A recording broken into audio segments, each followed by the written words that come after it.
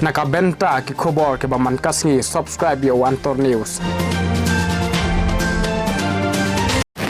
Kublai phi baro kini kilong ki khubor bamanta kasngi.